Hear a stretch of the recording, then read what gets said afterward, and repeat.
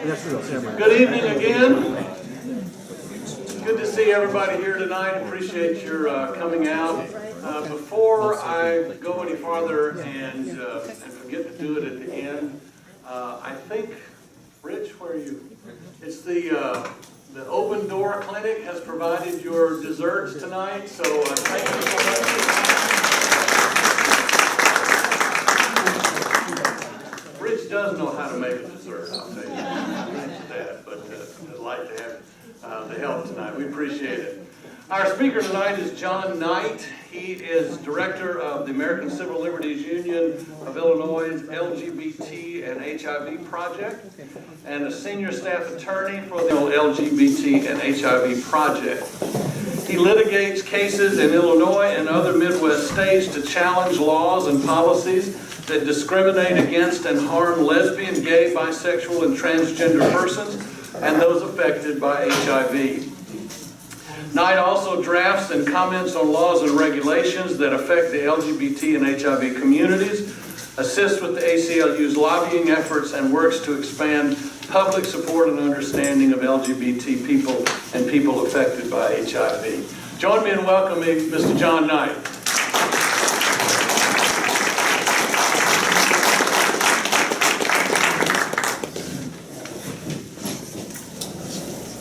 Well, thanks, everyone. I am thrilled to be able to do this, and I hope we will have some interaction along the way or towards the end with some questions. But I've got a number of things I'm prepared to talk about with respect to LGBT people, but particularly transgender individuals who are these days, I think, in many ways very much under attack nationally and to some degree in Illinois, a little less so. So what I guess, just as an introduction, what are kind of some of the things that we're seeing now in terms of transgender Illinoisans and Americans? First of all, we've all heard about the military ban, telling that people who are serving in the military can't be there any longer or can't enlist because they're transgender, and solely for that reason. And most recently, we've heard from Army Secretary Mark Esper, who says that serving with transgender people is just not an issue for the troops, notwithstanding what the presidential administration says. We've heard from the U.S. Department of Education that they're no longer going to protect transgender children from discrimination. In May of 2016, the previous presidential administration issued. Okay, all right. I take it. I sound very loud. I take it you can hear me. Okay. In any event, with the Department of Education, we've seen this kind of turn back in terms of protections. Back in May of 2016, there was a letter that came out from the U.S. Department of Education, but in February 2000, that made it clear that transgender people should be protected in schools, that students, for example, should have the ability to use restrooms and locker rooms consistent with their gender identity. And there were a number of model policies that were put out in that particular guidance. But in February of 2017, the new administration rescinded that guidance. And just last week, the Education Department said it would no longer investigate cases involving transgender students facing discrimination in their use of restrooms or locker rooms. We've seen a turn back in the protections that were found in the Affordable Care Act regulations. For years, transgender people have faced these kinds of explicit exclusions in health insurance policies in terms of coverage for necessary medical care. And even before the new presidential administration, there was litigation filed in Texas to enjoin or to stop, ask a court to stop those regulations from being enforced.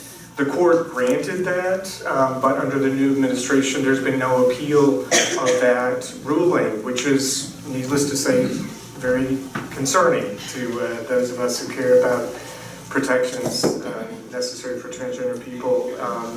And then even in Illinois, I don't know if you've seen, but there's been a recent ad by one of the gubernatorial candidates really making fun of transgender people, relying on myths about transgender individuals, relying on sort of misunderstanding and fear as a political move, which is also particularly concerning that is seen, again, as a political bargaining point. So I wanted to start first, just talk a little bit about,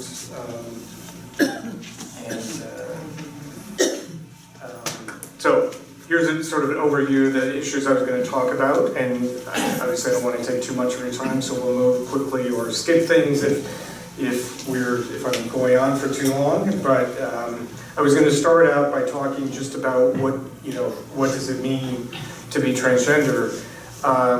I'm sure many of the people here have an understanding of what it means to be transgender, but some of you may not. And I think it's useful to get a little bit of understanding of that, and to talk a little bit about the kinds of issues that we recommend, or the kinds of sort of guidelines that we recommend in terms of working with transgender people and being respectful of people who are transgender. So a few common terms. I don't know if people can see, is this viewable by most people? Okay. So very basic concepts, gender assigned at birth. Basically everybody has a gender assigned to them at birth, typically based on the doctor's review of genitalia, or sometimes a review of genetic makeup. Gender identity is a person's internal core sense or understanding of their gender. Gender expression is the way we express our gender. And this is a concept that applies to all of us. I mean, we can all question about just how traditionally masculine or feminine we might otherwise be. And often there's criticism because we don't sufficiently fulfill particular stereotypes. The gender binary, again, a fairly basic concept that based on societal norms, that people typically fall into clearly designated genders of male or female. Again, transgender are people with a different gender from the gender assigned to them at birth. So again, this is where the internal sense or core understanding of a person's gender doesn't match up with what the doctor told them they were at birth, and that creates a conflict for someone who's transgender. Cisgender refers to people who are not transgender. Sexual orientation, again, probably a greater understanding refers to a person's emotional, romantic, or sexual attraction to a person of the same gender or a different gender from that person's. In intersex, a different concept than transgender, but a good one for us to understand, refers to individuals who have a biological or body characteristics that don't align as all typically male or all typically female. Gender transition is the process that many transgender people go through of changing lived genders from one of their birth assigned gender to live consistently with their gender identity. For some people, it involves social transition only. For other people, it involves certain medical aspects. For many people, it's a very complex process, and so it's just not the same for every one person. Social transition includes coming out, telling friends who you are, that you've come to this understanding of your internal sense of gender, and it can involve things like changing one's name or the sex on someone's identity documents. Those are often really crucial parts of the gender transition. Gender nonconforming are people whose gender expression have a gender expression not traditionally associated with their gender attributed to them at birth. And non-binary are people whose identities who do not consistently and exclusively identify as either a man or a woman. Sorry, a typo there. Gender dysphoria is the medical diagnosis that many transgender individuals have, and it's characterized by severe pain or distress associated with incongruence or the conflict between someone's internal core understanding of their gender and their gender assigned to them at birth. Transition, in addition to social transition, it can include these various kinds of treatments, hormone therapy for many people, hormone blockers for youth sometimes, which delays the onset of puberty, electrolysis or laser hair removal, and surgeries. And you know, it's important to note that contrary to popular belief, there's just no one surgery for individuals. And many, if not all, transgender people never have had any kind of gender reassignment or gender confirmation surgery.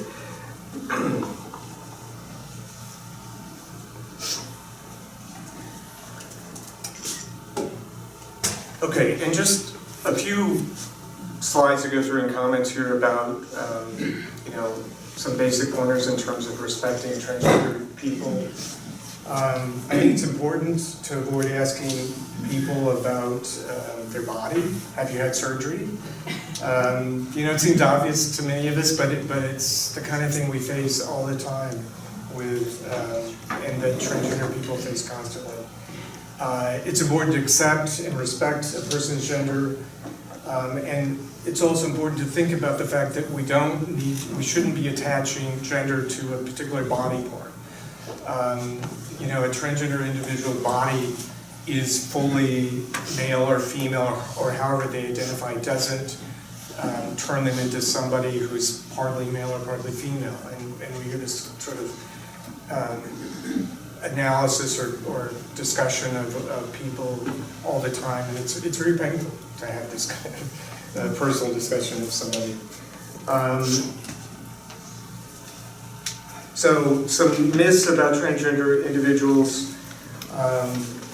This notion that all transgender people are medically ill is simply wrong. The reality is that many people who are transgender live very happy, normal lives. The kinds of problems they face really are imposed very much from the outside in terms of the challenges that many transgender people are facing.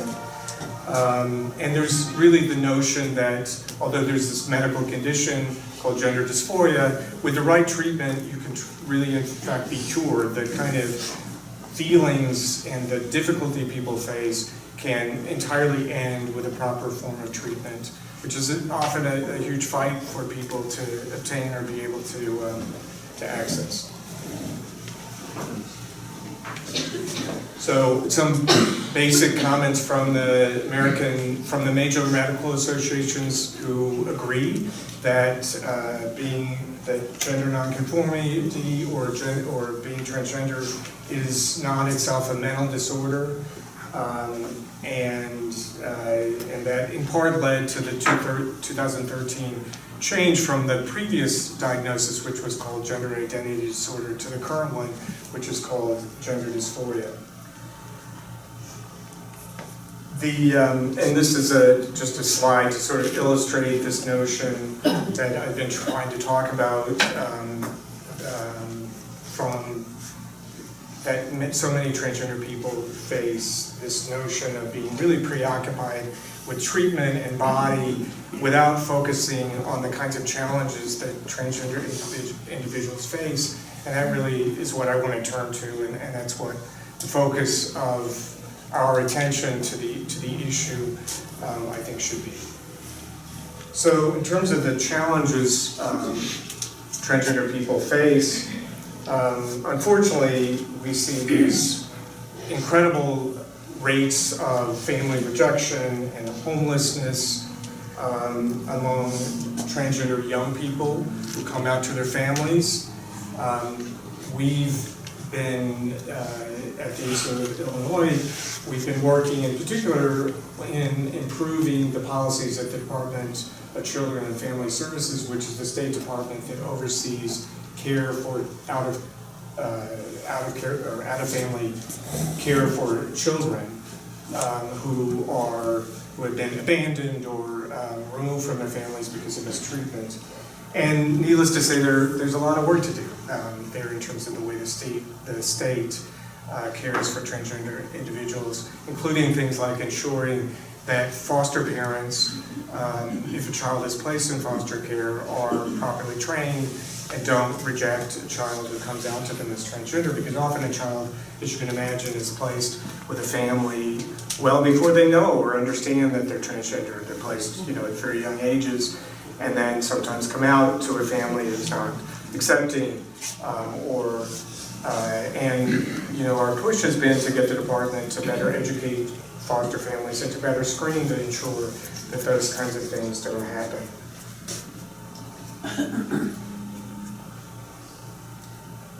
In addition, adults face rejection from their family from partners, spouses who are not understanding of their family member or spouse when they come out to them.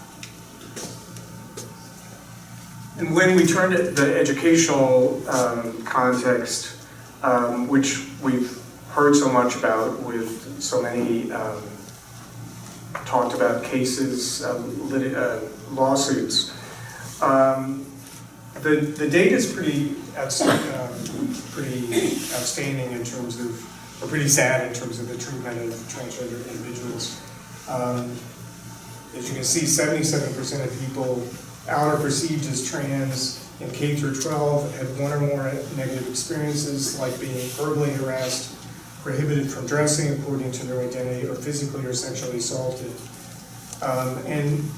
People from racial minorities face even higher rates of problems. American Indians, Middle Eastern, multiracial, disabled individuals. 17% of those out or perceived as trans left school, a K through 12 school, because the mistreatment was so bad. So I'm going to talk about some data just in terms of a whole lifetime of discrimination that transgender people face. And I'm sort of obviously starting from a young age and going through school, but as you can imagine, the impact on people is horrible, and it just contributes to an increased number of challenges that people face. So it's amazing when people really survive and are really successful, which happens quite often. I don't want to suggest that it never happens, but the reality is we're talking about a very vulnerable group of individuals for whom I think we should feel a responsibility to do much better than we currently are. There are federal law protections for transgender individuals under a law called Title IX, which has been interpreted to protect or prevent discrimination against transgender individuals. The problem with that is that, as I mentioned at the very outset, is that the federal government has really turned its back on transgender individuals, and most recently has said that the Title IX does not, in fact, prohibit discrimination against transgender individuals. Notwithstanding what the courts have said numerous times, the current Department of Justice, which is the federal law enforcement agency, has said otherwise and has taken that position in litigation going forward. We're lucky in Illinois to have a state law that prohibits discrimination against transgender people and transgender students. And Nova Madej is a client of mine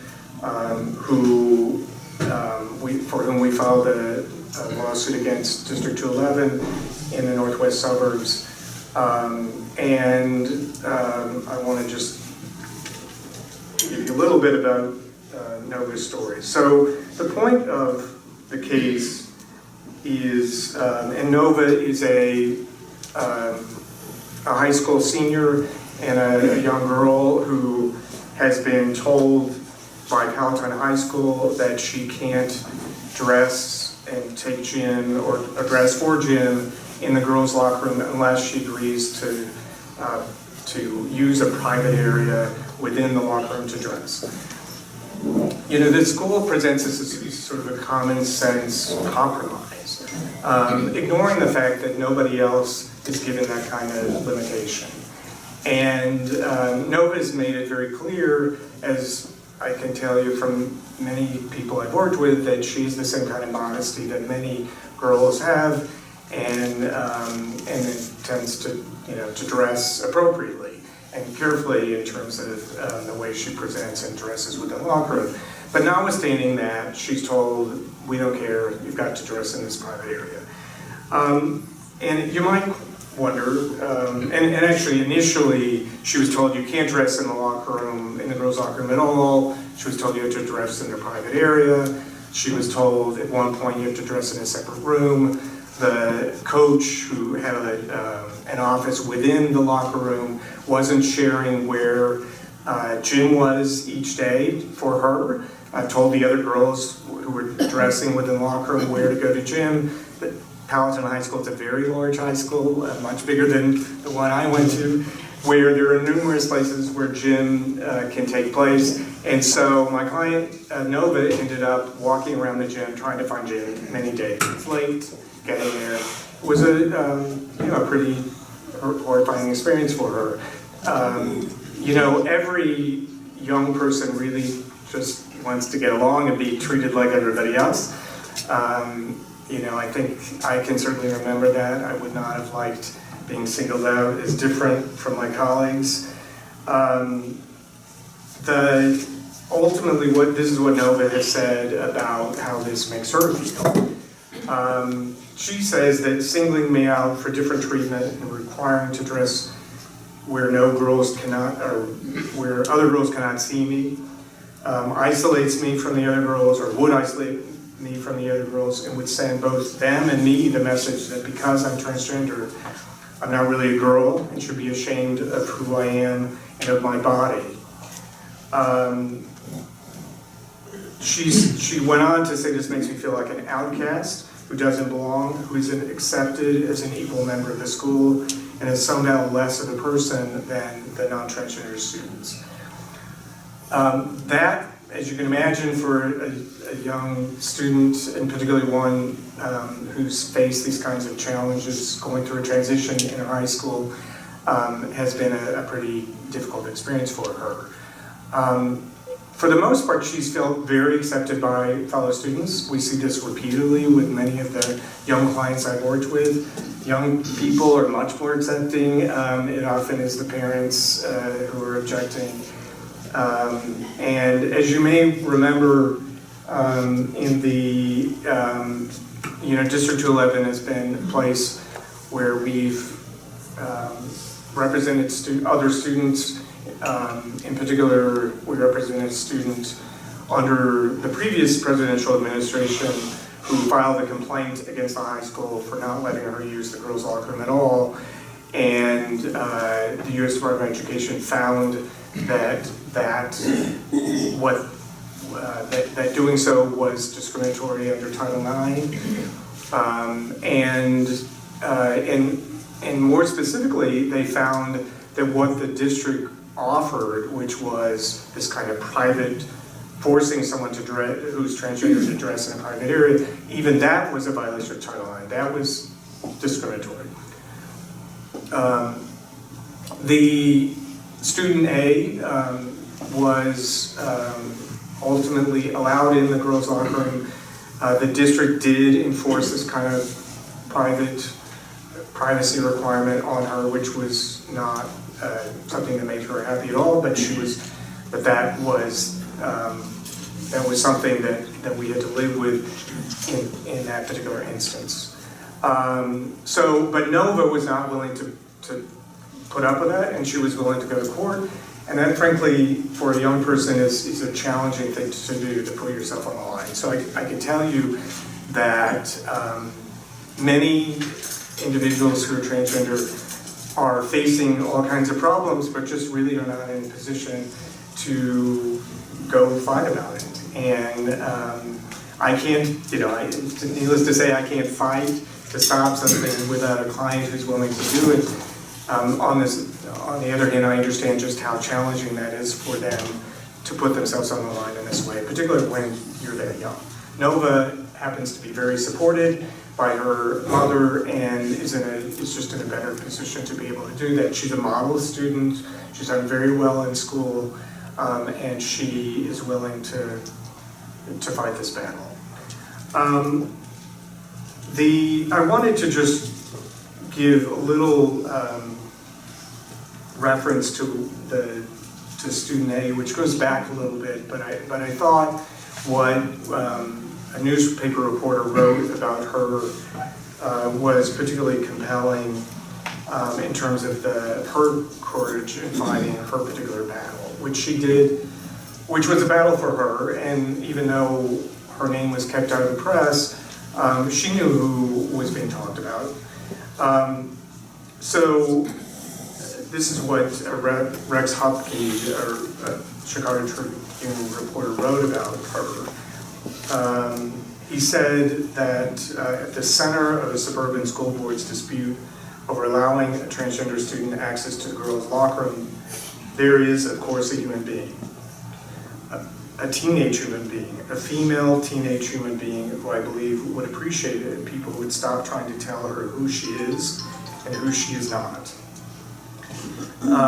He goes on to say, I asked if she would write me a note. Her attorneys at the ACLU asked, and student A agreed. He then quoted from her statement to him, so she wrote a letter to him, which we provided. And he quoted her statement, I hope that years from now, we will look back on this and see it as a step towards making things better for all kids in school, not just those who are transgender. He said, I can't speak to her directly, so this is my note back. Student A, I wish I could call you by your real name, but I understand your need for privacy, particularly when so much of your privacy has already been stripped away. I can't imagine being a teenager and having the superintendent of your school district go on national television and bring up issues of your anatomy, as if body parts pose some inherent threat to young lives. When Superintendent Dan Cates was interviewed by Megyn Kelly on Fox News, she pressed him to answer one simple question regarding you getting access to the girls' locker room. What are you worried will happen? He couldn't answer that, probably because he and the parents who have stood up at meetings and refused to even acknowledge your gender identity don't know what they're worried about. They're just scared that life might be more complex than they want it to be. There are many who haven't treated you with respect, and for that I'm sorry. But please know that whatever happens in the weeks and months to come, you are supported and admired by many. And you know who you are, which is more than a lot of people, adults and teenagers alike, can say.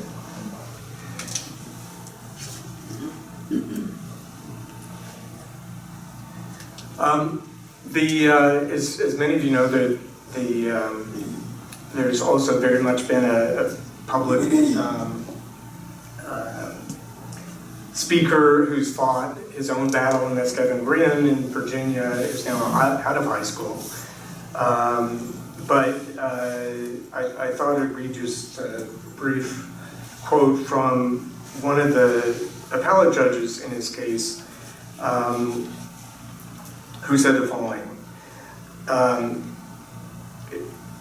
GG's case, because he was called GG in the litigation, is about much more than bathrooms.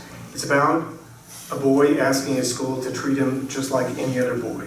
It's about protecting the rights of transgender people in public spaces and not forcing them to exist on the margins. It's about governmental validation of the existence and experience of transgender people, as well as the simple recognition of their humanity. His case is part of a larger movement that is redefining and broadening the scope of civil and human rights so that they extend to a vulnerable group that has traditionally been unrecognized, unrepresented, and unprotected.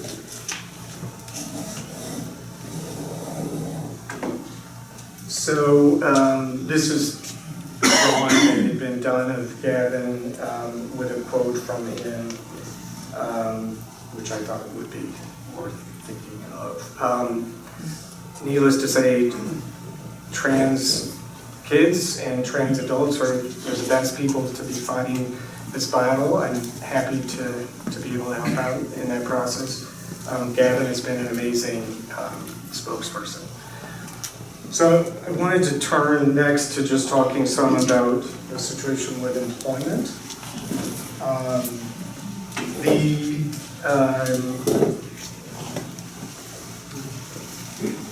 So here's some stats about the kinds of employment situations that people face. 16% of trans people who had ever been employed lost a job because of their gender identity expression.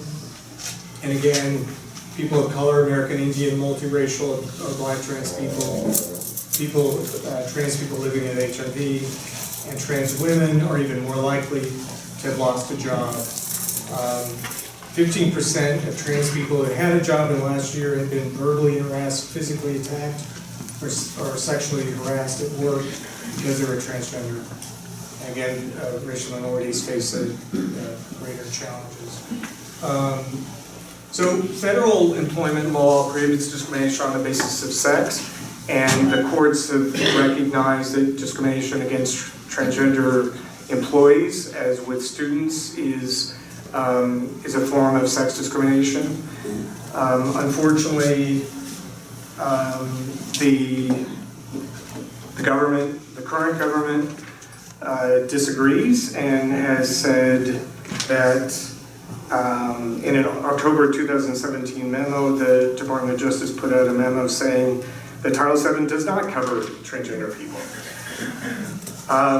The courts, fortunately, still say otherwise. There's one case that I've had particular experience with involving a transgender woman in Michigan, where I represent Amy Stevens, who faced the following situation. She, after years of understanding the challenge that she is a woman and trying to fight that off and hide that from herself and her spouse, she came out to her family first, sought medical treatment, and ultimately came out to her employer. She worked for a number of years at a funeral home in Michigan. When she did so, her employer basically said, "This is not going to work," and she was effectively fired.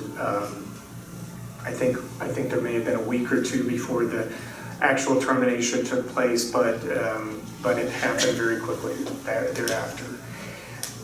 Several months later, she came to the ACLU and we represented her. But what we did at that point is we went to with her to the EEOC, the Equal Employment Opportunity Commission, which is the federal agency that enforces Title VII.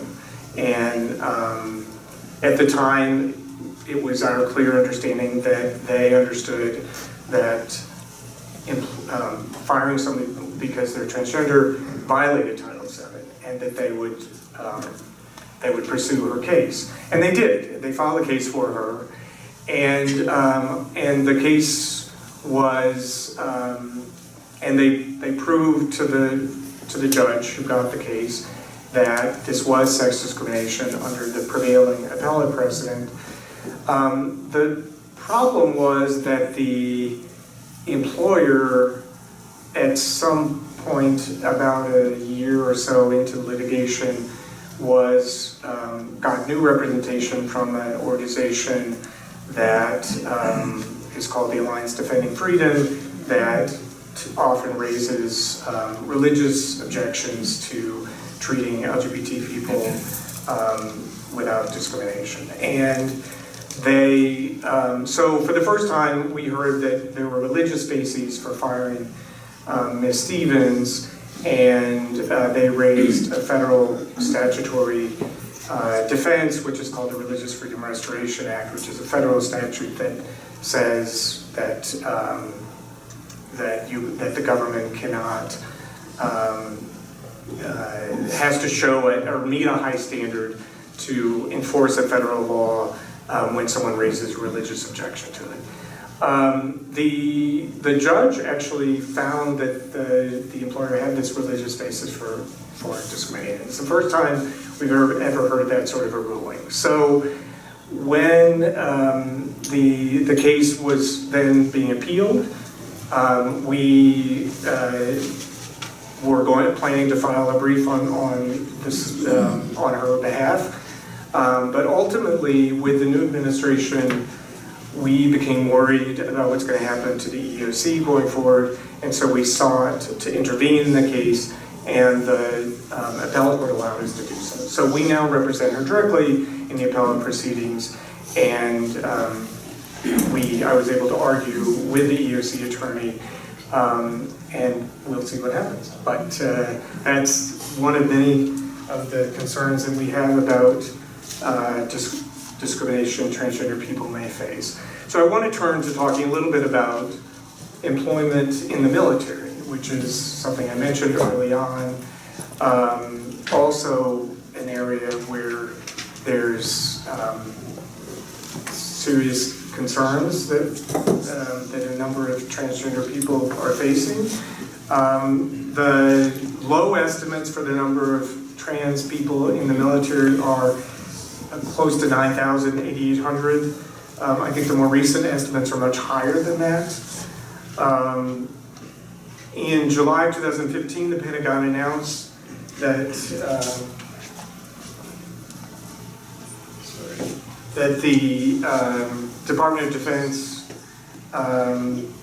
had completed, in July 2015, the Pentagon announced that the military would review its policy about transgender people serving in the military and would work on a policy that would allow them to serve.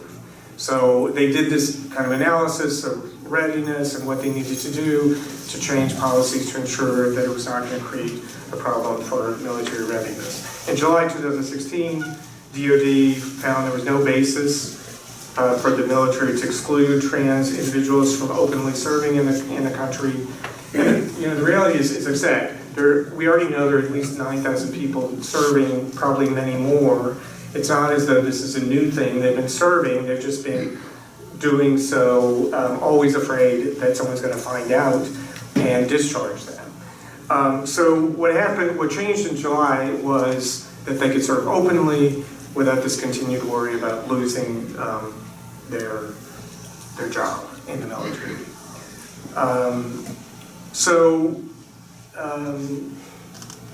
The Secretary of Defense in July of 2018 announced the end of the ban, that transgender people could finally serve openly, that within 90 days all medically necessary health care would be provided by the military. That had not been the case, at least with respect to surgical treatment prior to that. And that within a year, by July 2017, new trans recruits were to be accepted. I think it's also worth pointing out that this kind of treatment of trans people in the military is consistent with the treatment of the military of many of our allies. So United Kingdom, Canada, Australia, and 15 other countries, including Austria, Belgium, Israel, New Zealand, Norway. So a number of countries treat or allow transgender people to serve openly within their militaries. The U.S. has just sort of been behind the curve. Unfortunately, in July 26 of 2017, President Trump tweeted that trans people would be banned from the military service. And in August of 2017, he formalized the ban in a memorandum to the Secretary of Defense and the Secretary of Homeland Security. So we filed a lawsuit at that point to challenge the ban. And to cut to the punchline, the reality is we and 3 other groups have filed litigation. Every federal judge who's reviewed the ban has found it unconstitutional and enjoined it from continuing to be enforced. One of the people we represent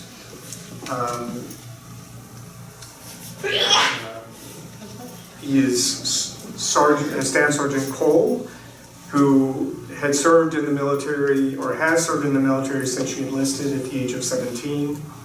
She's deployed in Afghanistan, Estonia, Latvia, Lithuania, and Poland. This work, this service, is the only job she's ever known, and she's devoted her life to it. Unfortunately, with this ban, even though it's currently enjoined, at least temporarily, puts her life on the line, not because of the risk inherent in the work she's already so bravely taken on, but due to a presidential tweet and the follow-up to it.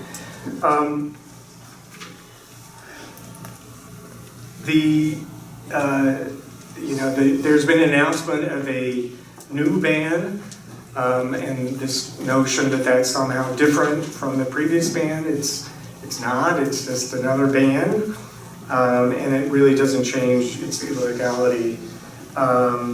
And so it's an ongoing concern for us, an ongoing fight that we're a part of on behalf of many people in the military. I want to turn to, can somebody help me out on how long are we going on? Okay, so I want to leave time for questions though, so maybe I should about 6:30, should I?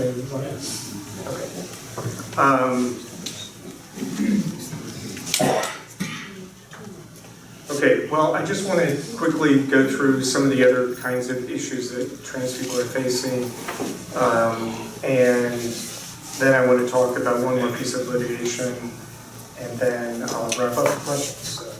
So, when, I talked about employment, I talked about schools. When we look at the data with respect to housing, it's equally horrible and horrifying.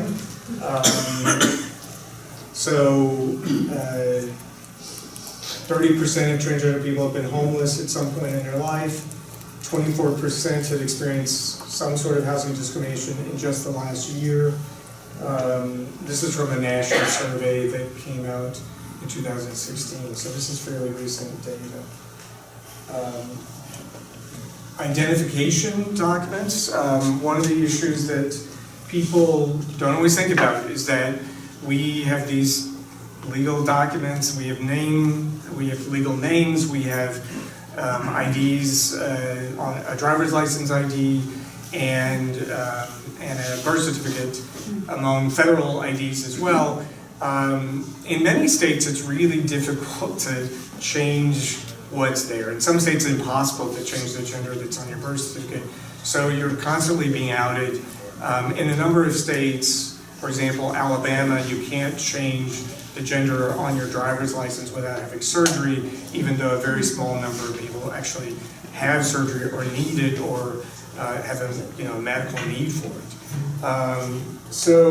And in some places, and I think Alabama is one of those, it seems like it's not just any surgery, but the requirement is for a particular kind of surgery called genital surgery, which, again, even smaller numbers of people, particularly trans men, have that kind of surgery.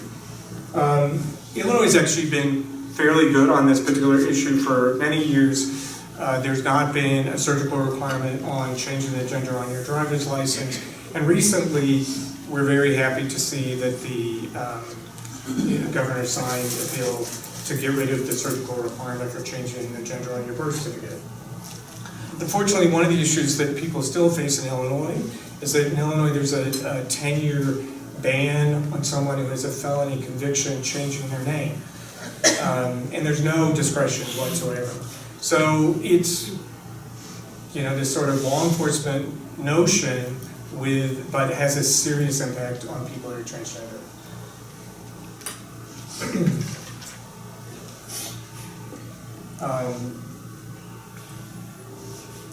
So the data about transgender people is also quite egregious.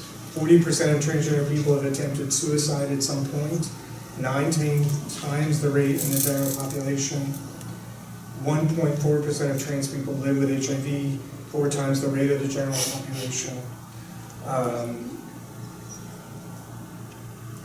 55% of transgender people have been denied insurance coverage for gender-confirming surgical care, 25% for hormones, and 13% for care considered gender-specific. 33% reporting a negative experience with a healthcare provider who treats them without respect. Restrooms, we've talked about in the youth or the student context, but it's an issue just across the board. So trans people report, 59% of trans people report avoiding using a public restroom, and with a number of health-related impacts, as you can imagine. So I want to talk then some about incarceration. You can see how this kind of raft of different kinds of discrimination that occur to people can ultimately lead to, in many ways, or at least be a factor leading to incarceration for a number of trans people. There are a number of other factors in that in terms of the kinds of people, or the kinds of issues people face, but I worked with a number of people who have found that, they're denied multiple jobs, they're engaged in sex work to be able to just survive, and unfortunately there are a certain number of survival crimes that people engage in, which isn't really a defense to having done so. It's a part of the overall picture. So if you are incarcerated, you face some pretty horrible conditions. 6 times, so trans women are at least 6 times likely to experience sexual assault in the prison than others, and 11 to 20% reporting sexual assault. And it really can depend on the prison system as well. A third of trans people taking hormones before they're incarcerated were not allowed to continue on those, with really horrifying health consequences for somebody. Okay, well, I want to talk a little bit about a case we have now and recently filed against the Illinois Department of Corrections. And I want to start with just a little bit of a statement from a woman who's acted as a spokesperson. She's not currently in prison in Illinois. She's managed, and I'm happy to report that she's really turned her life around. She had, but in any event, here's her story, and then I'll tell you briefly about the litigation and then wrap up. But so she says the following: I've known that I'm a woman since I was 4 years old. Before I had entered prison in Illinois, I'd lived my truth as a woman and received medical treatment for gender dysphoria for many years. Being told that I'm a man and treated as though I were male, and being denied the medical care I needed and relied on for years, and subjected to degrading and humanizing conditions were extremely painful experiences that I never want to repeat. And then, again, she's talking about her experience being in prison in Illinois. She says, unfortunately, I faced many struggles and discrimination in my early years. I was turned away from jobs because of being transgender and felt rejected from so many aspects of society. I didn't know how to survive. There was no path laid out for me, and I made some choices that I've come to regret. In 2005, I was sent to prison for forging checks. What I did was wrong, and I know that. I paid my debt to society and have been on a path that I consider healthy and righteous since I was released from prison in 2015.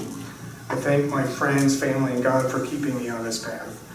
When I arrived in custody at the Department of Corrections, the Illinois Department of Corrections, I'd been on doctor-prescribed and supervised hormone therapy for over a decade, including while I was held in Cook County Jail prior to being transferred to IDOC. I told the intake people right away that I'm a woman and need to continue taking up the hormones my doctors had prescribed for me. Cook County had even sent me to IDOC with some hormones so that I would be able to continue taking those until IDOC medical staff prescribed them for me. The nurse took those hormones away from me and threw them away. She said, "We're not going to give you those. We don't go by what the Cook County system does." So she went nearly 3 months without any hormone treatment, causing me severe depression, suicidal thoughts, hair regrowth, skin changes, pain in my breasts, and night sweats. I was terrified too of the ways in which denying me the hormones my body was used to receiving would put my health at serious risk. I watched my truth be denied by those in charge of my care and felt erased in every way. All these years later, I'm still traumatized by what I went through in prison. Yes, I made a mistake and I had to serve time, but I don't think I deserve to suffer being denied the health care I needed just because I was in prison. No one deserves this inhumane treatment. So to be clear, she felt denied as a woman because Illinois places women who are transgender in male prisons. Routinely, that's what they do.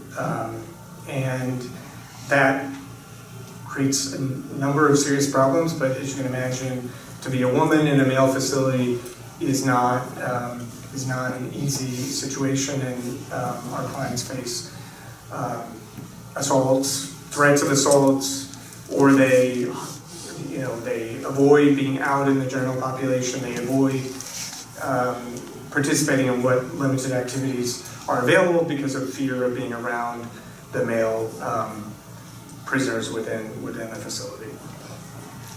So what are the issues that we're suing about? What's wrong with the medical care IDOC is providing to transgender people? So there are 3 types of problems. They're extremely long delays in getting care. So many of our clients told the prison the minute they walked in, "I'm a woman, I'm transgender, I need to talk to medical staff, if they're on hormones, I need to continue on hormones." It can be months or years before anything happens. For example, Sasha Reed was one of our clients who was forced to wait 16 months from when she was told a mental health professional that she was transgender and needed hormone therapy until IDOC finally provided her with that therapy. Janiyah Moore was denied hormone therapy for close to 3 years, despite being repeatedly diagnosed with gender dysphoria by prison medical staff. And even though Sasha and Janiyah are finally receiving care, it's seriously deficient in a number of ways. When prisoners do get the treatment, it's woefully inadequate and inconsistent with the medical standards that are in place. They're given routinely the wrong kind of hormone therapy or inadequate dosages, and they're not receiving any monitoring of the hormones that they get. They're uniformly denied surgical treatment and clothing and grooming items consistent with their gender, which is necessary for social transition and is a part of the treatment.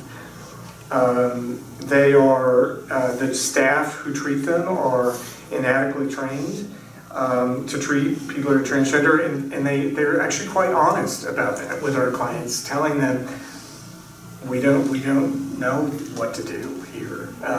We know, we're not trained.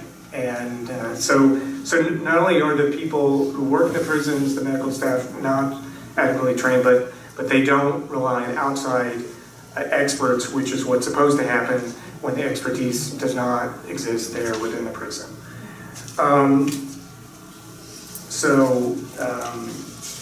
I'd like to just, I guess, end with a couple of things. So, in general, there's, just extraordinary poverty impacting people in the transgender community. There's this interrelationship between the kinds of discrimination people experience and homelessness. And then there's excruciating or extremely high rates of violence against transgender people. And we know these are not a complete list, but just the fact that in 2016, 27 people were murdered because they're transgender, and in as of November 2017, that number is 28. That, there's high rates of sexual assault and physical attacks are really the kind of thing that's just inhuman and shouldn't be going on. So I guess what I would like to do this if we can. So I have a brief video. If we can get to see.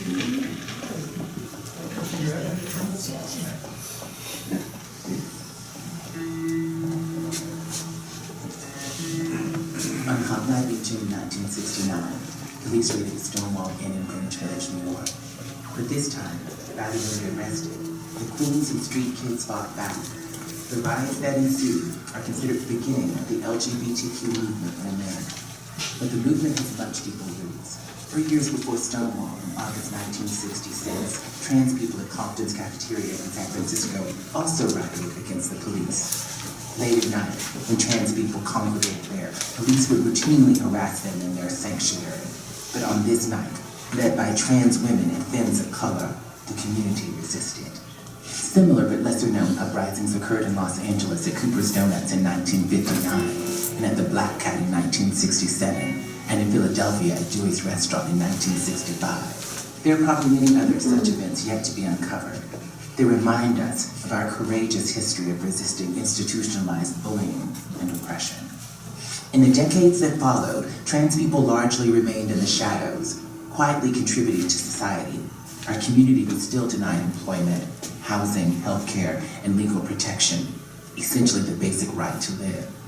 Yet even when they were criminalized by anti-cross-dressing and anti-loitering laws, our ancestors, including Miss Major, Marsha P. Johnson, and Sylvia Rivera, and Flawless Sabrina, survived. They all spent time in jail because they dared to be themselves when our society made it a crime to deviate from gender norms. But time marched forward, and so did they, passing along their survival strategies. And today, trans people are more visible than ever. Though our lives and bodies are sometimes celebrated, we remain more often targeted. In schools, harassment often forces trans students to drop out. Federal and state governments act as bullies too, now rescinding guidance to schools on how to protect trans students and passing harmful laws banning trans people from common restrooms. Epidemics of homelessness, HIV, and incarceration constrain the survival opportunities for trans women of color. The murder rate of trans women of color increases with every passing year. Rather than invest in our survival, the new administration has attempted to both literally and figuratively delete us and has ignored requests to investigate the escalating violence against us.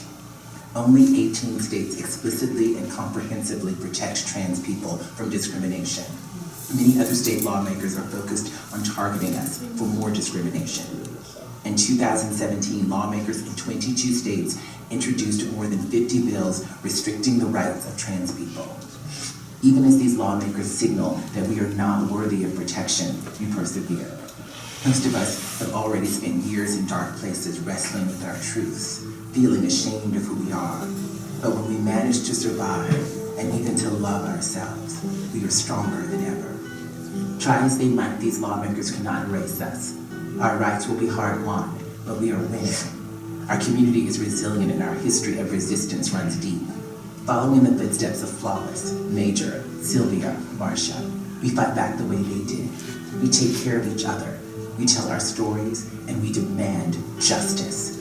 Join the fight in courts, in state legislatures, in the streets, in the voting booths. Resistance is our birthright, the gift passed on from our elders.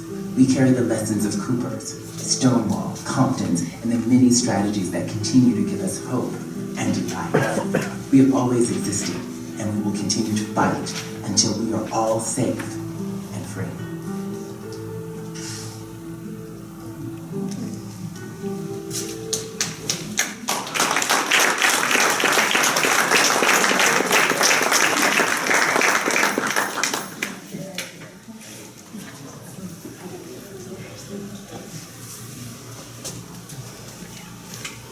Okay, well, I'd love to answer questions or expand on anything that seems useful or helpful. Yes. Next month, we have a primary in Illinois, and there's a big race, at least on the Democratic side, for Attorney General to replace Lisa Madigan. Is this an issue in that race? I haven't seen anything. I assume it should be an issue. Are the candidates talking about this ever? Well, I mean, we're a non-political, non-partisan organization, and so, and I also have to just express some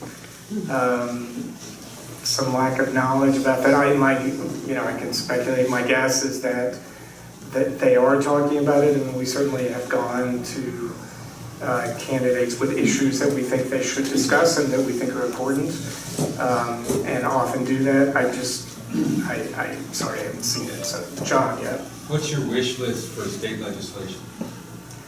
I would love to see us get rid of the felony name change ban.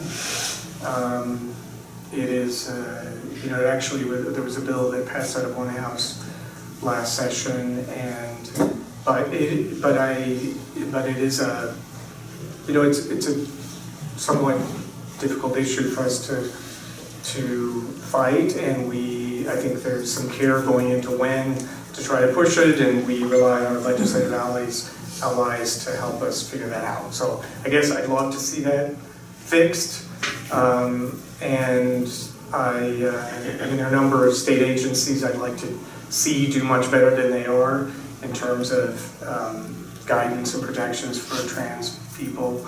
One of the issues currently is that there's a regulatory ban in Illinois on coverage for Medicaid for surgical treatment for trans people. And unfortunately, under the director of the department, under the previous governor, there was a commitment to get rid of that regulatory ban, but it didn't happen. Ultimately, the process was going on, and it was not completed by the new executive of that agency. There are many problems with our Medicaid system here in Illinois.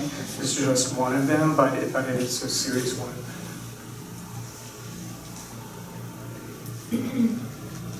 Yes.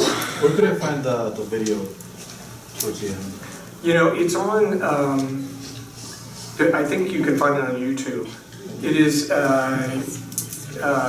it actually, Chase Strangio was one of the co-writers. It's one of my colleagues at the ACLU National LGBT Project, who's in New York and is transgender. And so he's been a real model for me in terms of helping to understand how best to do this work. Yes? I apologize to you and everybody else. I'm woefully ignorant. And so I have a couple of questions. Sure. Okay. There's no bad questions. Okay, so first question is, I hear about people who say that their gender can change, for example, weekly. Is that someone who's truly a transgender person, or is there something else that I'm not understanding? Well, it can be the case. It's not. I've never heard of that particular experience. But the reality is, I think we have to be respectful of all people's experience, including people who don't really identify as male or female. I think it's challenging for us I think all of it can be challenging for us to face, but ultimately, I guess I have to say, who am I to say what someone's experience is? And I mean, the reality is, typically someone who is facing issues with their identity and understanding is going to, I hope will have access to someone who can help them work through those issues. And it may or may not be a mental health professional, but it may be a parent, it may be a favorite teacher, someone who can help talk through those issues. But I would certainly never say that person is, I would not judge that person's experience or suggest that they're somehow delusional, which I can say is the kind of thing we hear from our opponents. They are literally medical people, they're very fringe, but there are medical people out there who basically say that being transgender is a delusion. And I just find that, I can't imagine that can possibly be the case. So. And then my second question, Yep. I'm not sure how to phrase this. Someone I know had an experience where they're an open in person as far as, accepting a transgender. But they were in a bathroom situation where there was a line of women and a man who seemed to be taking advantage of the, transgender allowance to go into the bathroom came in. Now, are there people men who might be taking advantage of the situation? And I'm not sure how to phrase this. Do you know where I'm going with this, though? Well, we hear this, and we hear it in schools, and the reality is we've never heard of it. Most schools and the schools that we've dealt with say they've never heard of that in a school context. In other contexts, what we've seen is there was actually a case in Maine where a student actually was put up to just walking into the girls' restroom, never claimed to be transgender, but simply thought, well, if a transgender girl can use it, I can too. And that was stopped immediately, and there's no reason why that shouldn't be stopped by a school. But it is really a myth that happens in the school context. And if it were to happen, if someone to try to take advantage of it, then it should be stopped, And the situation was the women didn't know how to, they didn't know they were crossing out by saying something, but yet it didn't seem like the man was legitimately a transgender person. But it's unfortunate that kind of situation happens because then that actually reinforces the stereotypes as far as white transgender people, the bathroom issue. Right. The only thing I would say about that is that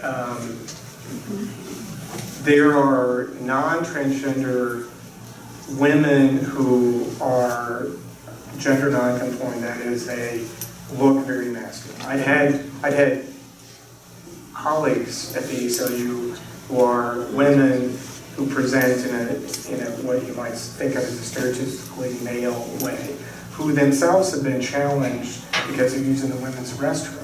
So we got to be really careful. And the reality is, I think by and large, we shouldn't be challenging people because we don't think they live up to our vision of who is a man and who is a woman. And the reality is, people who are trans or gender nonconforming are the ones who are at risk and often making a choice about which restroom to use based on where they feel like they're going to be safe. And because they're frankly the ones facing attack in so many different contexts, including restrooms. Any other questions? I have a question. Yes. At this point in time, is there any kind of discussion about legalizing sex work so as to avoid the arrest of the trans community that is living on survival sex? There have been discussions, and I'm not sure that I can give you a full range. I believe, for example, ACLU colleagues in California have tried to change the law with respect to sex work. I mean, the reality is when it comes to legislative work, we have ideals of things that we'd like to see fixed and changed, and then we have, we ultimately try to fight for what we can get in most instances at any particular time. So I'm just not sure that's one of those things that I think we would see, or my lobbying colleagues would see as achievable at this stage in Illinois. But it's I'm with you. I'm not sure why we haven't.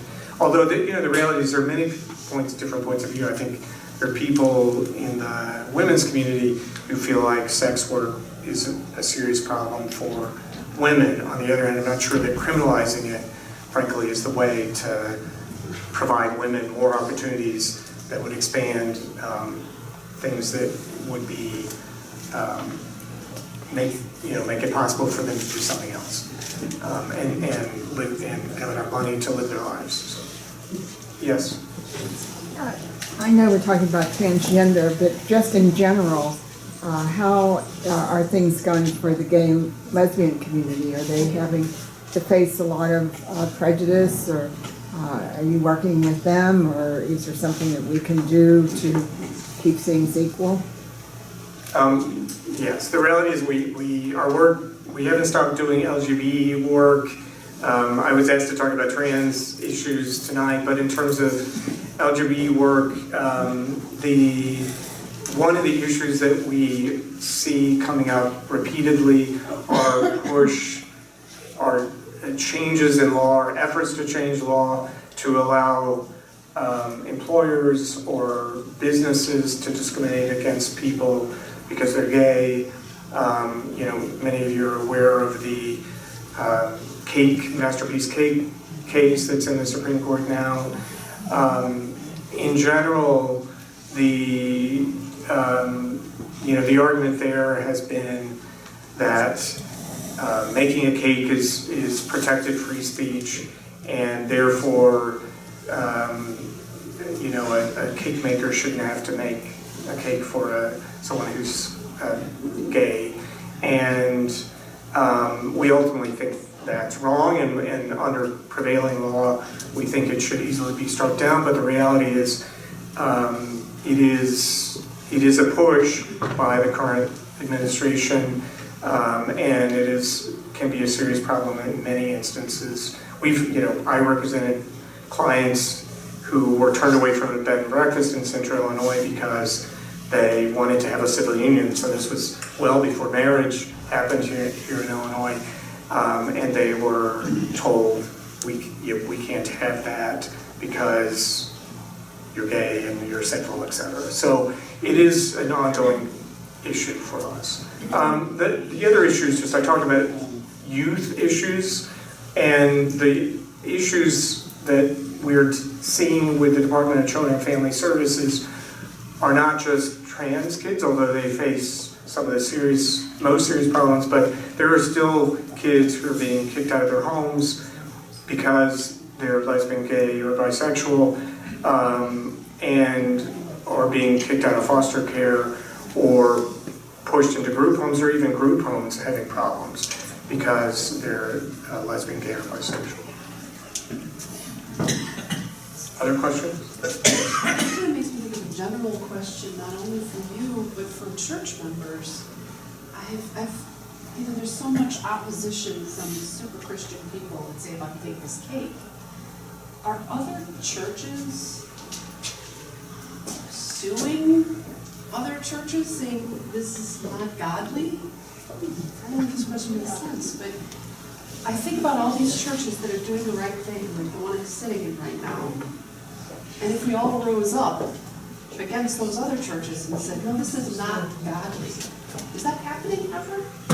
Anyone? Yeah, well, more commonly what's happening is that churches are taking a stand, and sometimes in litigation. So, for example, in the Gavin Grimm case, which went to the Supreme Court, there were these briefs filed by different interested groups on the side of Gavin Graham, and it included a bunch of religious groups and religious leaders who were saying, we think under our religious tradition, transgender people should be treated fairly, and that what the court had done was the right thing in terms of saying that a boy should be able to use a boys' restroom.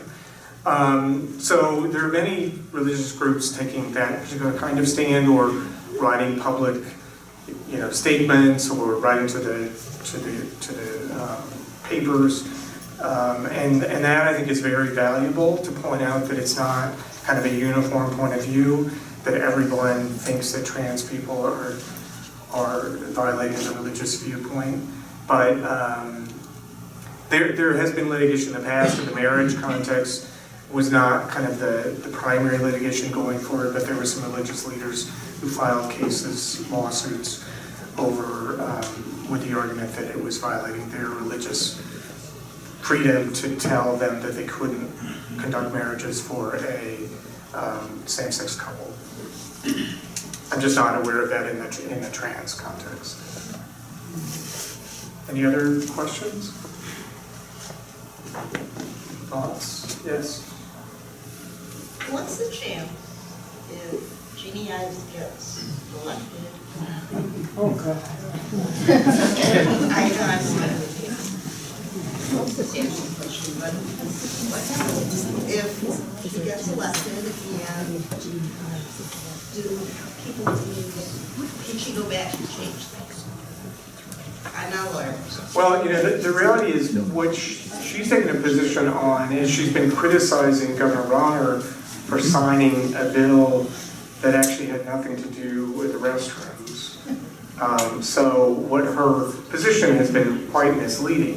Now the reality is there have been proposed bills, and you may have seen in the graphics where the artist was painting the different states where there have been anti-trans bills, but there was a bill that would have required schools to enforce a so-called biological gender rule, or a rule that said students could only use a restroom based on their birth assigned sex, or something to that effect. I can't remember the exact language of it. Now that bill didn't even get out of the committee. I mean, the reality is, at the moment, there are fairly significant majorities who are, and I won't say it's specific to any particular party, but because there has been bipartisan opposition to these kinds of bills. But I think even with a governor who is transphobic, I would be hopeful that the legislature would push back against those kinds of laws. Now the reality is she has a lot of influence, or she or any governor has a lot of influence over what the executive agencies can do. They make those appointments, and so that is very scary in terms of what could happen. And the governor has powers to issue executive orders to do a number of things, which the legislature can then push back against. But there's definitely significant power given to the governor with some checks and balance, but it's still fairly significant. Yes. Sitting on my school board, I think to myself, we have policies in place that protect students, but I worry for the next controversial issue or the next fight, and I feel how can we be proactive is my question that I want to ask. How can the school board be proactive other than sit and wait for the next attack? And when I say that, I mean about the transgender issue, using the bathrooms, or somebody filing a complaint. And I don't know what more to do than, without just having a policy. We have one. We've defended it. Now what do we do? What more can we do? Well, I think it's crucial for schools to be educating the community and the internal school community and the larger community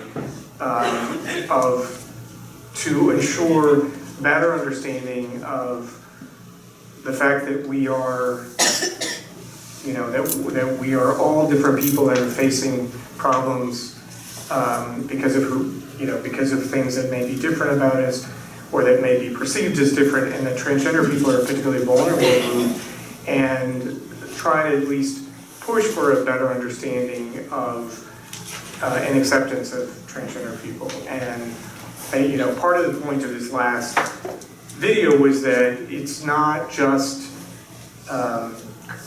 supportive people's fight, it is people who are transgender who are fighting these battles themselves. We should both help them and we should protect them when they engage in those fights. And I think education, or at least setting up the opportunity for education, is a really important part of it. Yes, in the back. Yeah, in the locker room cases, of course, you're taking a position against discrimination by the school boards, the school personnel, the agents of the state. A very good position to prevent that, yes. But given that children can be very cruel to other children over very minor differences, what is the continuing responsibility once you've won a case like that and the person is put in the general population correctly? What is the continuing responsibility of the school and school district with respect to these children? So the school has a responsibility to prevent any student from being bullied, harassed because of who they are, and that's not just kids who are trans. That would be, racial minorities, students. It could be religious minority students. It could be anyone. What we've also found is that when schools do this kind of work proactively, then the student is accepted from the beginning, and the other students accept them, and students really, the school and frankly our government models behavior we expect from citizens of a community and the nation, frankly. And when we effectively have a government or a school saying it's okay to discriminate against kids who are trans in certain ways, then students pick up on that. And so I think doing the sort of work to change policies and education of the school community at the front end may prevent a lot of these problems happening after the fact. That's at least what we've seen. I've represented a number of trans kids in schools from years back, frankly. This is, it seems like a new thing, but it's not as though trans people suddenly appeared on Earth 5 years ago. There's a long history of transgender people, including students, and just in my more recent history of working with those kids, we've had students who would be secretive about their being trans, and a few of the students would know. So I'll give you an example of one student who is facing some pushback from the administration over playing a sports, participating in sports consistent with his gender, and using the locker room consistent with his gender. The restroom had not been a problem for this particular district. Ultimately, I wrote a letter, and the school said, "Oh, we're going to fix all that." And the student, I think he was, as I recall, he was just starting high school. He literally never had a problem. He wasn't open about being trans, but he dressed in the locker room. He did, there just never were issues because of the level of acceptance that he had within the school, and there was never any kind of pushback. And pushback often seems to multiply into these other kinds of problems, including bullying. Any other? Yes? I just have one comment that I think is kind of interesting, and all of us have probably experienced it. when there's a race, like a marathon or 5K, it's got 10 bathrooms, and everybody stands in line, whatever sex you are. Why doesn't the school just have a line of bathrooms, and whoever has to go to the bathroom gets in line? And there's no discussion about what sex you are. Everybody gets their own booth, and that ought to settle it. What do you think? Or put the box on, you can stand outside. But I think it's absolutely, and you don't see this in other countries. If you go to London or you go to France or Italy, you know, you put your ticket in and you get to choose from whatever bathroom is available. It doesn't matter. Yeah, and the reality is that is a great solution for a lot of people, and particularly if you are a non-binary transgender individual, to not be forced to choose a male or female bathroom when that's not who you are is a great thing. But that's not the way our schools currently are. I mean, some of them are sort of moving to that point. But what we know is that even to the extent that you have these kinds of neutral or gender neutral facilities, that telling the trans kids that they have to use those and the other students have their choice is a kind of harmful message that is just wrong. And it may take a little thinking to understand why that's harmful, but it really is. It's just sending a message to you that you're not fully human, you don't fit in, you're not like other students in the school. Any other questions? And classes having to do with gender fluid kids. We don't, or at least I personally don't, and I'm not sure that I can think of any that the ACLU currently has. But I can tell you that we are careful about trying to fight for policies that are protective of non-binary. The reality is, I think there are more. I think the numbers would show there are many more non-binary people than gender fluid people. I think gender fluidity is fairly. It may be true at a younger age, but I think it's not something that's terribly common as kids get older. I don't really know the exact data, but the reality is we don't have those kinds of cases. What we do think we should be doing more of is fighting for the rights of non-binary people in various ways, and that we need to do better at. Anybody else? Right. Oh, one more. What do they do in schools about sports? I mean, when you have a physiologically and genitalia-wise person who presents as a boy, but he is truly a girl, a woman, that's what he feels, and he's going to the women's class, locker room, but what happens when, because of his biological makeup, he's so much faster than your typical girl? I mean, are people like getting mad about, transgender kids who are just knocking it out of the ballpark? Right. So I mean, it's a great question, but I just wanted to say two things about it. One, to first answer your question, and then to answer something that your question raises. First of all, the research shows that among kids up to a certain age, there is no difference in physical capacity to participate in a sport that is based on your sex assigned at birth. And when that begins to change, which I believe really only happens at the college level, then there are certain rules about whether you can participate in NCAA college sports. I think the NCAA rule requires that if you're going to participate on the female team, you must have been undergoing hormone therapy for a certain period of time, which effectively changes your hormonal makeup so that you are consistent with your gender. That is, a woman who's transgender, because of the hormonal treatment, will effectively have the same hormonal makeup as any other woman. So the other piece of that is even with respect to younger kids, we're often starting kids on hormone blockers, which prevents the kind of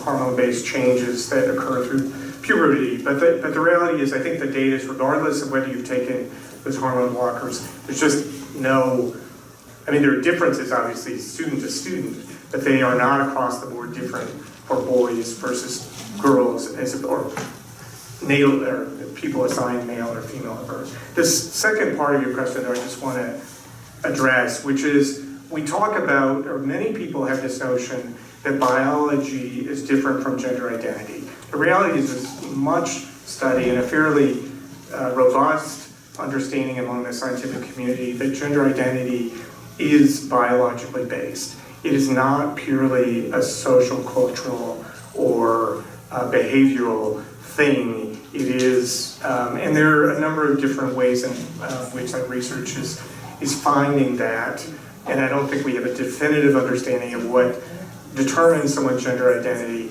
but the reality is it is just simply wrong to say that someone who is a woman who's transgender is biologically male. It's just not really true, and it's certainly not true for someone who's undergone hormone therapy or other kinds of treatment.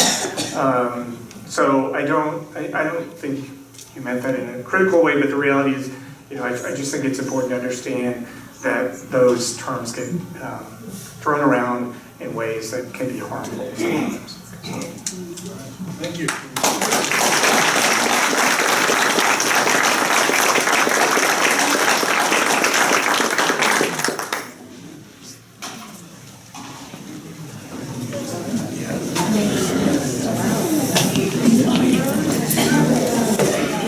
Wait a minute, before you leave, I just wanted to say a couple of things. First of all, I want to say, John, that I'm delighted, and you affirmed what it is, that one of the things that I know, and that is that the younger generation doesn't have a problem with this by and large. And those of us of my generation have either got to, get on the bus or just forget about it,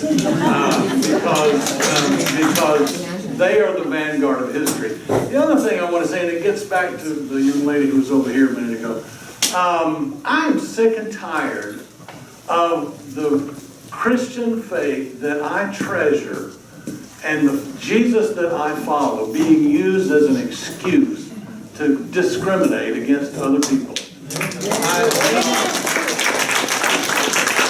And I'm glad for the people, the leaders of our churches that have, stepped out and been, and been friends of the court and all this kind of stuff. But you know what? It's going to take us, those of us who claim this faith, or any religious faith, like Kareem Irfan was saying last week, we got to step up and speak the truth. And whenever we see somebody trying to twist the truth around us, so it's all up to us. One quick housekeeping note: if you like the pulled pork tonight, Rich is making up some goodie bags for you to take home. You can use it for lunch or a meal, whatever this week. It's all free. Feel free to pick it up. We'll see you next week. Our program is going to be about refugees. Kim Snoddy from Refugee One is going to be here. The significance of that is that our church sponsored a refugee family from Afghanistan through Refugee One a couple of years ago. Not only will Kim be here, but also the father of our refugee family from Afghanistan will be here. So that's something to come back for. See you next week.